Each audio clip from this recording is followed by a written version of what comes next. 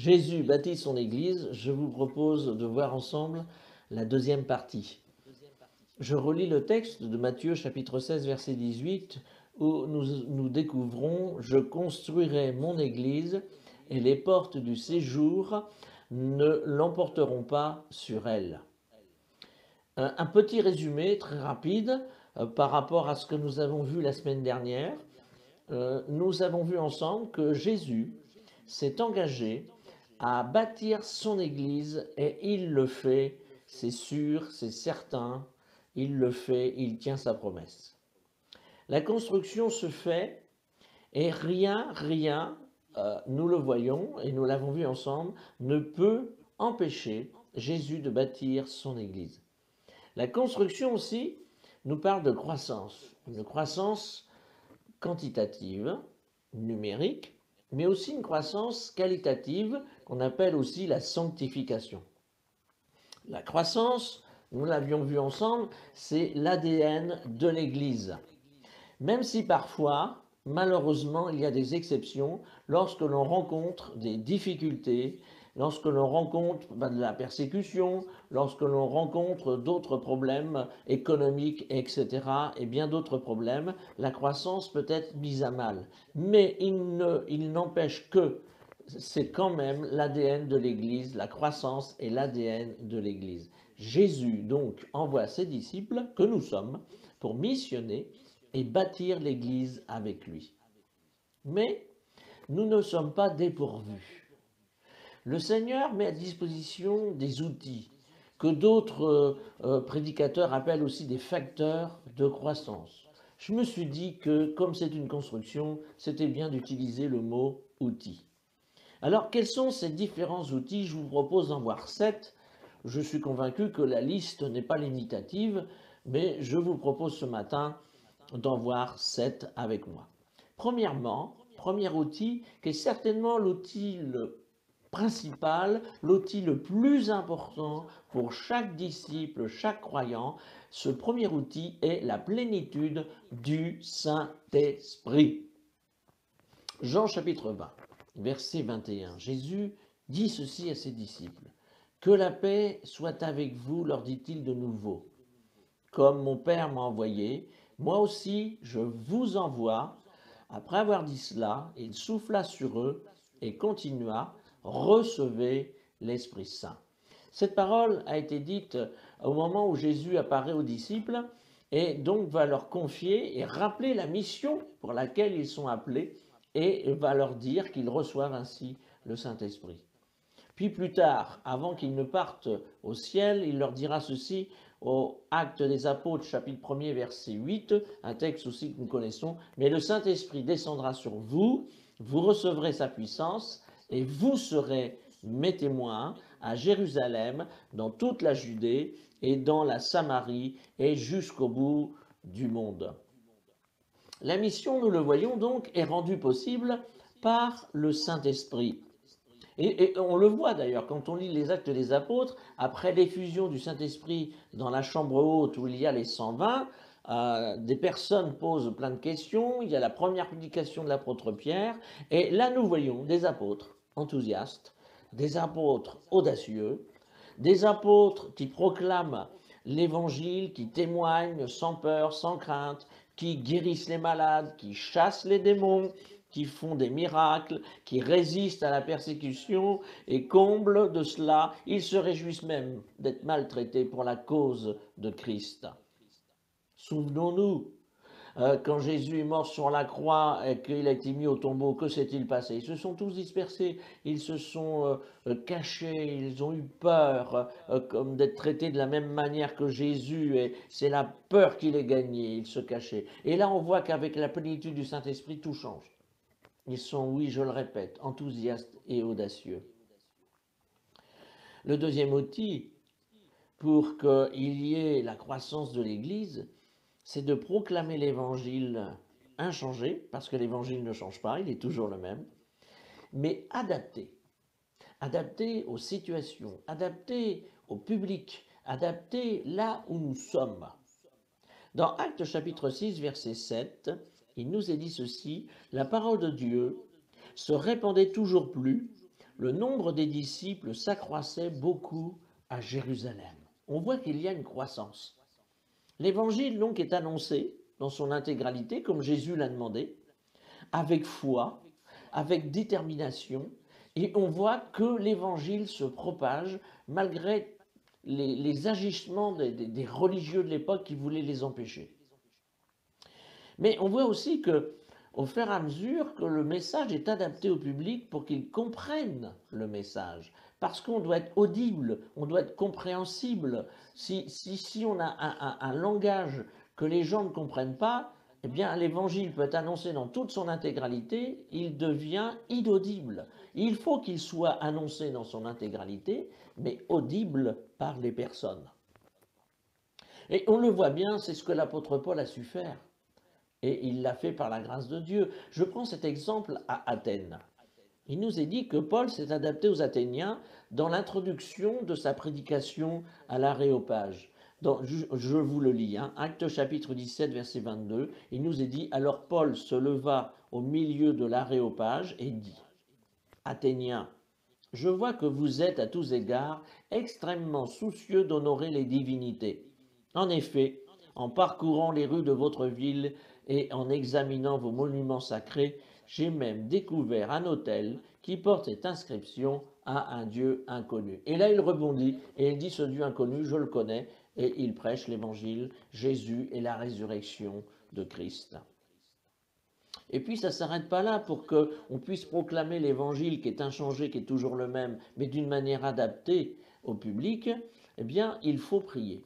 Et c'est ce que Paul fera. Il demandera par exemple, en écrivant aux Éphésiens, l'aide de la prière pour avoir les bons mots. Éphésiens chapitre 6, verset 19, « Demandez à Dieu de me donner quand je parle les mots que je dois dire pour annoncer avec assurance le secret que révèle la bonne nouvelle. » Paul a conscience qu'il faut les mots nécessaires, compréhensibles au public auquel il s'adresse pour qu'il reçoive l'évangile. Il fait aussi une même demande un peu similaire dans l'épître de Paul aux Colossiens chapitre 4 verset 4.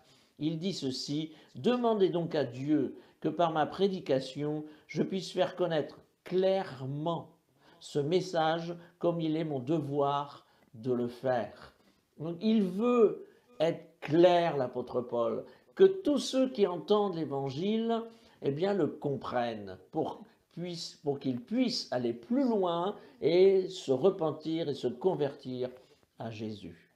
La mission n'a pas changé. Ce que Paul a demandé, ça fait presque 2000 ans. Eh bien, proclamer l'évangile, c'est encore important aujourd'hui de s'adapter au public, à la région, à la ville, au terrain, partout où nous sommes. Alors prions pour que le Seigneur nous donne le discernement, la sagesse, les bons mots, les bonnes phrases pour être audibles et que l'évangile qui est inchangé soit annoncé partout là où nous sommes. Le troisième outil aussi qui est très important, mes chers amis, eh bien, c'est un ensemble de trois choses. C'est l'unité, l'harmonie et la communion dans l'Église. Sans ces trois choses, sans l'unité, l'harmonie, la communion fraternelle dans l'Église, il est quasiment impossible. Ou alors d'avoir une super organisation, mais ce n'est pas ça que Dieu nous a demandé. Oui, il faut s'organiser, mais on a besoin avant tout d'être unis, d'être harmonieux et d'avoir une bonne communion fraternelle. Je vous cite trois textes pour illustrer ces propos. Jean chapitre 13 verset 34, c'est très connu. « Je vous donne un commandement nouveau, aimez-vous les uns les autres, oui, comme je vous ai aimé. Aimez-vous les uns les autres.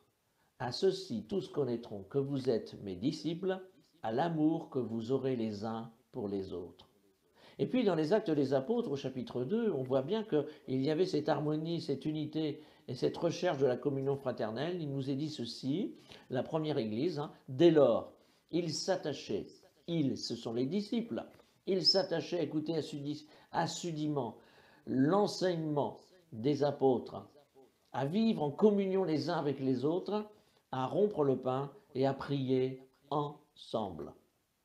Au verset 46 du même chapitre 2, tous les jours, d'un commun accord, ils se retrouvaient dans la cour du temple, ils rompaient le pain dans les maisons et prenaient leur repas dans la joie avec simplicité de cœur. On a lu au tout début tous les jours d'un commun accord. C'est ça qui est important. Donc nous voyons, pour vivre ces choses, nous avons un commandement de Jésus à mettre en pratique. Nous devons aussi vouloir l'unité, ça ne se fait pas comme ça, il faut la vouloir, il faut vouloir l'harmonie, il faut vouloir aussi la communion fraternelle. Et bien sûr, laisser agir le Saint-Esprit en nous pour qu'il produise son fruit. Nous savons, dans Galates, c'est écrit que si ce n'est pas l'Esprit Saint qui produit son fruit dans nous, eh bien, c'est l'homme irrégénéré qui va produire les œuvres de la chair. Et avec toutes les difficultés que ça rencontre, toutes les impossibilités que cela fait à vivre comme l'Église des Actes des Apôtres. Quatrième outil, la mobilisation générale. Il ne s'agit pas, bien sûr, vous avez compris, d'une mobilisation générale comme c'était marqué sur les affiches lors des deux guerres. Nous ne sommes pas en guerre physique, mais dans une guerre spirituelle. Mais nous sommes dans une mobilisation générale ici pour évangéliser.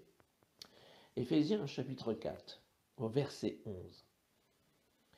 Paul écrit ceci. C'est lui qui a fait don de certains comme apôtres, d'autres comme prophètes, d'autres comme évangélistes, et d'autres encore comme pasteurs et enseignants.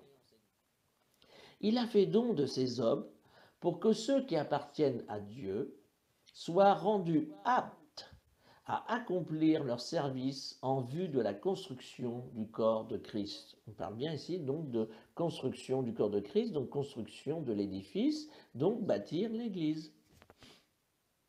Et dans ce texte, on comprend bien que ça concerne tout le monde, puisque c'est tout le monde qui est rendu apte à accomplir le service.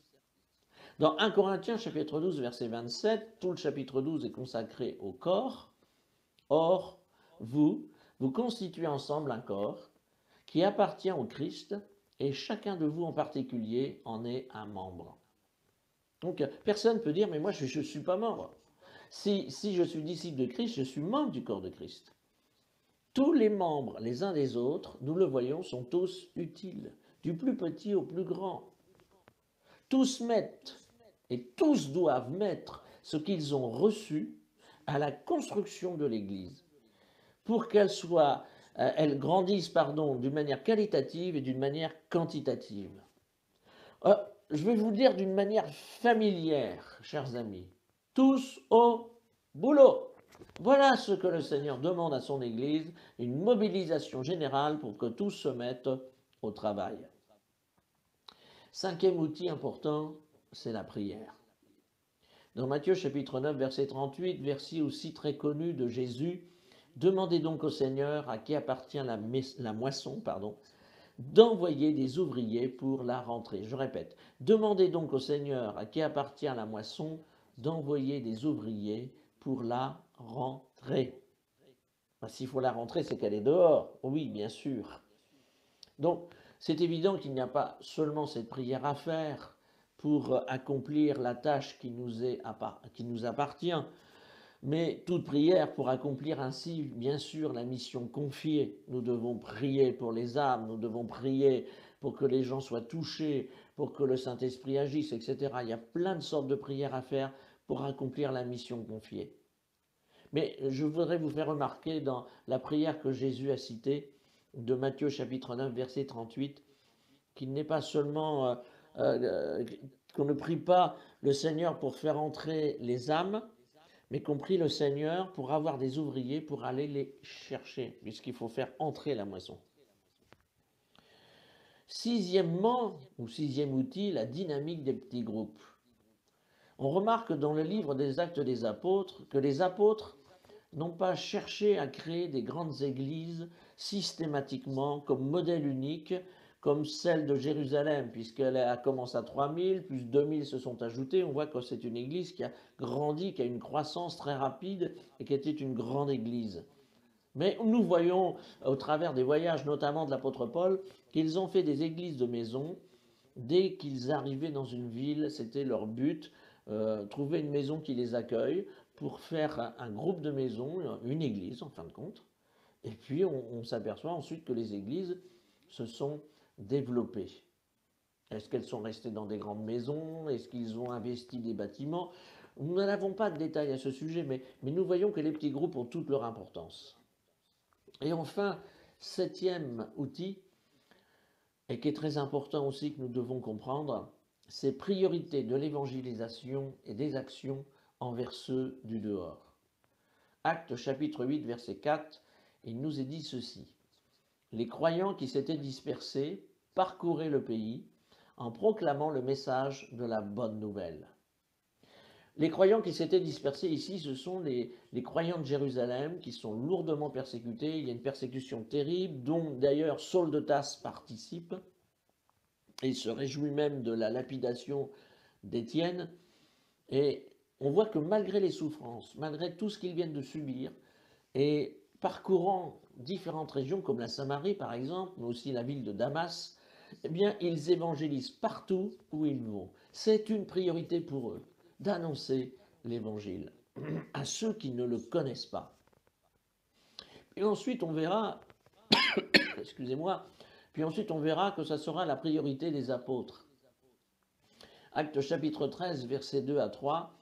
Un jour qu'ils adoraient ensemble le Seigneur et qu'ils jeûnaient, le Saint-Esprit leur dit, mettez à part, pour moi, Barnabas et Saul, pour l'œuvre à laquelle je les ai appelés.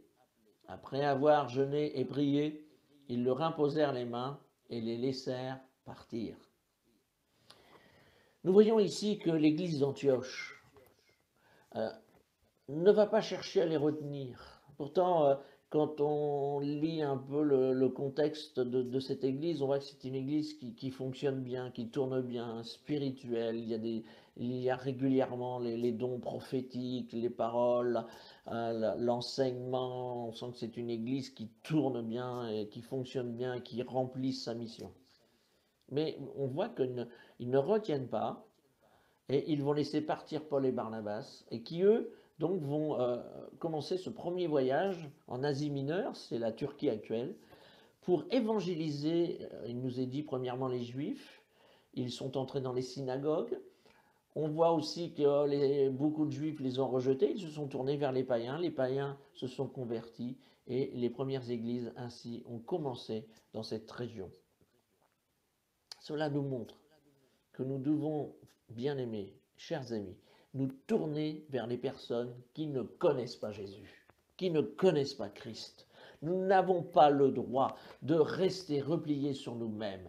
Jésus ne nous a pas demandé d'évangéliser des murs ou d'évangéliser des chrétiens, des disciples, ceux qui connaissent déjà Jésus. C'est vrai que parfois, et béni soit Dieu, des hommes et des femmes entrent dans l'Église et ne connaissent pas Jésus, et par les chants, par les commentaires, par la prédication, par l'action du Saint-Esprit, ils sont touchés, se tournent vers Jésus, mais ce n'est qu'une infime partie.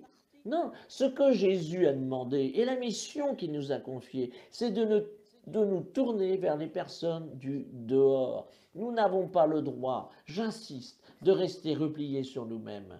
Oui, nous pouvons certes faire des actions, comme je le disais, dans l'Église, mais le principal, notre priorité, c'est l'extérieur. Et il y a plein de manières d'agir. Déjà, individuellement, par notre témoignage personnel, par nos invitations, etc. Mais aussi collectivement, par des actions dans la rue, quand c'est possible, bien entendu, par la banque alimentaire, comme nous faisons à Saint-Angoël, ou bien d'autres actions encore qui existent, possibles et inimaginables. Nous devons nous tourner vers l'extérieur et saisir toutes les opportunités qui se présentent à nous, comme les apôtres, les disciples dans les Actes des Apôtres l'ont fait. Ils se sont tournés vers l'extérieur à chaque fois.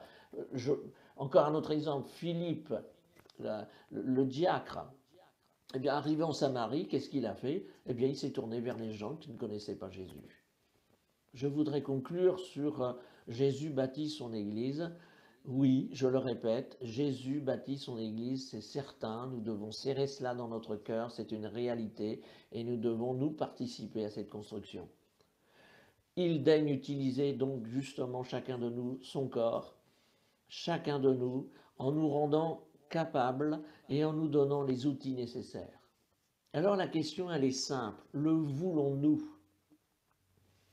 J'ai remarqué, et vous le savez aussi bien que moi, que Jésus ne force personne. Et que si nous déclinons l'ordre de Jésus, parce que ce n'est pas une offre que nous fait Jésus, c'est un ordre, allez par tout le monde, prêchez la bonne nouvelle. Vous recevrez la puissance, le Saint-Esprit sera sur vous et vous serez mes témoins. Il s'agit ici encore, c'est pas un conseil, c'est un ordre. Alors Jésus ne force personne. Mais si nous déclinons l'ordre de Jésus, eh bien, je suis convaincu que c'est notre vie spirituelle qui va en pâtir. Nous ne pourrons pas nous épanouir comme nous le devons, parce que je suis convaincu que remplir la mission de Jésus participe à notre épanouissement spirituel. Et puis, si on décline l'offre, Jésus utilisera d'autres personnes. Il va lever d'autres ouvriers. Mais c'est toi qu'il veut. C'est moi qu'il veut. C'est nous qu'il veut. C'est toi qu'il veut. Alors répondons à chacun de se lever. Personne ne peut lever une autre. On ne peut pas tirer les gens de force. C'est à chacun de se lever et d'accomplir la mission avec les dons et les talents que le Seigneur nous a donnés. Parce qu'il est écrit dans la parole que nous avons tous reçu quelque chose. C'est pas possible que je puisse dire à Dieu, mais j'ai rien. Si, j'ai forcément reçu un don, un talent, au moins un. Je crois qu'on en a plusieurs, mais ça c'est ma conviction personnelle. Et par le Saint-Esprit, par l'assistance du Saint-Esprit, on peut faire des exploits, on peut faire des choses merveilleuses. Guérir les malades, chasser les démons, toucher les gens. C'est tellement merveilleux d'accomplir la mission. Alors levons-nous mais faisons-le ensemble. C'est vrai qu'il ne faut pas s'attendre les uns les autres, il faut bien prendre une décision personnelle. Mais c'est tellement bien de réagir ensemble. C'est tellement bien une église qui réagit ensemble, qui se stimule les uns les autres, qui s'encourage les uns les autres, qui se donne des bonnes paroles les uns les autres. Mais c'est vrai que dans ces temps difficiles que nous vivons, à entendre tout ce que nous entendons, et même avant même la crise du Covid, on est conscient que l'évangélisation est quelque chose en France qui n'est pas évident d'évangéliser en France à cause du contexte d'incrédulité, de ce contexte entre la réforme et aujourd'hui, le nombre de chrétiens évangéliques qui a chuté énormément pendant des siècles, et toute l'installation de l'athéisme, de la laïcité, plein de choses encore qui font que, mais il n'y a pas de fatalité, ça c'est certain, puisque la mission elle est toujours la même. Alors prenons courage ensemble, et je vous encourage, bien-aimés, à rester fidèles au Seigneur et aller de l'avant avec lui. Dieu vous bénisse.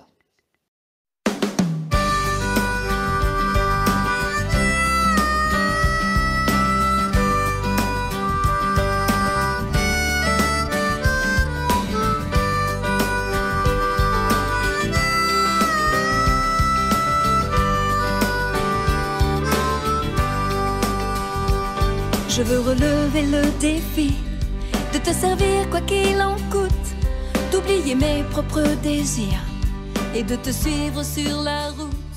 Près de toi je veux marcher.